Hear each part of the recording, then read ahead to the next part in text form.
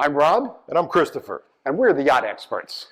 And today we're going to explain why trading your boat in on the purchase of a new boat is almost never your best option. My colleague Rob is one of the most successful boat salespeople in South Florida for the past decade. And for the first time, he's going to share a behind-the-scenes look on why trading in your existing boat on the purchase of a new boat is almost never your best option. Well, thanks, Chris. And it's kind of awkward to be talking about this, given how many trades I have initiated in my career. But again, that was while I was working for dealerships, and my job, specifically, my job requirement was to make money for the company. When we say that it's not in your best interest, there is a best interest for the trade, and that is simplicity, convenience. There is nothing easier than going in and trading your boat for something new. The problem is what you're actually getting for your trade, and this is where it gets weird, because people often are talking about the trade value that they're being given by the dealer. At the end of the day, it doesn't matter what number you're being shown. You're getting the wholesale. That's how it works. Well, now, and let me help me understand that, Rob. So I have my proposed purchase agreement. Right. I have my new boat, which I'm buying for X. I have my trade-in value for my current boat, which says $450,000. Right. Now that seems pretty exciting because I think my boat's only worth $350, maybe $375. So I'm thrilled. This dealer's giving me an amazing opportunity. Right, and that's exactly why dealers and why salespeople like me are so successful at selling that sort of transaction. And remember that the money that a dealer makes on used boats is typically dramatically higher than the money they make on new boats. They're looking to get used boats. Why? Because they're buying them at wholesale and they're selling them at retail. So they're buying my trade at wholesale? That is correct. And that 450 number, whatever that number is that you threw out, that doesn't matter. Okay. Except where it matters is the difference between the actual wholesale price of that boat and the number that they're showing you. So let's say the wholesale price on that boat is $300,000 On my trade? on your trade. Okay. The wholesale value is $300,000. I'm not going to get into the equation of how you get to that, but it's pretty straightforward math. Okay. But the $300,000 and the $400,000 that they're showing you, that difference, $100,000, is a discount that you could have gotten off of the new boat. That is simply money that they are taking off the table. So if I understand correctly, I have a boat, I'm paying X, I'm being offered a trade-in value of $450,000, and that $450,000 is actually part of the discount off the new boat price. So if I walked into this dealership with a check, I could have gotten that same discount? That is correct. That is exactly correct. And I can sell my trade with someone like the Yacht Experts, likely for significantly more than wholesale value. Well, now you're hitting the nail on the head. I mean, at the end of the day, if you're happy with wholesale, we'll buy the boat from you, or we will turn you over to one of our wholesale partners, and they'll give you cash tomorrow for your boat. Okay. That is the number that you are getting on your trade. So if it's just a question of that, we can turn that into cash instantly for you.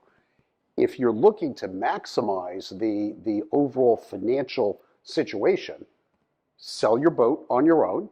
If you happen to be in a position to own two boats at the same time, great, because now is a great time to be buying boats also. And here's one of the things that we've been talking a lot about. It's almost always a buyer's market when it comes to boats, since nobody needs a boat, right? It's not true if you're selling oxygen tanks, right? okay? But we're not selling oxygen tanks. We're selling something that nobody needs, but they want. So right now, for a variety of reasons, and the upcoming tariffs, the impact on the market, the economy, there's a whole bunch of factors in there. So you are going to get less for your boat than you want or thought you would to sell into this market. Okay, but by the same token, you are going to be able to buy theoretically, and this only really works from an arbitrage standpoint if you are looking for a bigger, more expensive boat. Okay. But if you were looking for that, which is typically what a trade involves, then you're going to have the opportunity to buy the boat for less than you might have imagined. And since it's a bigger, more expensive boat, that swing in dollars is bigger than the dollars that you're losing on the smaller boat.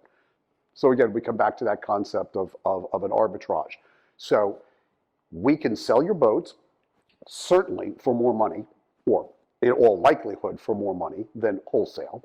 And you're going to be able to buy a boat on the other end for less than you anticipated. So we see that as a win-win situation. We think that now is the absolute best time to be upgrading your boat, taking advantage of that. And unless unless your situation is one where you just want to get it done in a weekend, in which case, walk into your local dealer.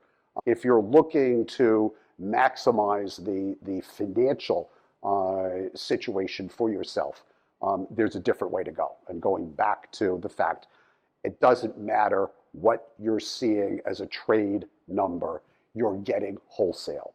This is not my opinion. It's a fact. It's the way the dealerships operate, and they need to, and they should, and it's okay. It's America. To summarize for our viewers, it sounds like trading my boat in on a new boat purchase offers one and only one advantage: convenience. Pure and simple.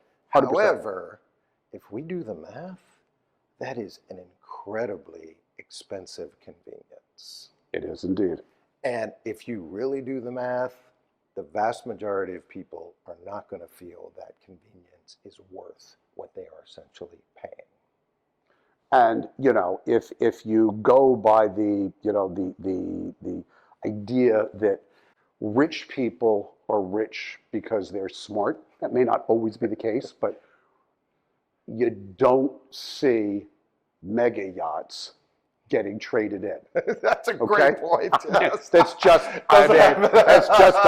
That's right? a great point. So the point of the matter is that the smart money knows how to do this, and they are not trading their And to boats. extend your analogy, you don't see private jets being traded in either. Same thing. I have a friend in the private jet business. So the smart money is maximizing the financial value of their current boat, yacht, plane, and negotiating the best terms on their new purchase of a boat or yacht. That is correct. That is the smart money, because even wealthy people whose time is valuable find the cost of that convenience to just be exorbitantly high. Be too much. It's just too much. And we feel, for our clients and the people we work with and everyone out there, if you do the numbers, the cost of trade-in convenience is virtually impossible to justify. Agreed. So if you have an interest in purchasing a new boat, pre-owned, assistance with a new boat transaction, we would be happy to help. We're the Yacht Experts. Thank you for watching.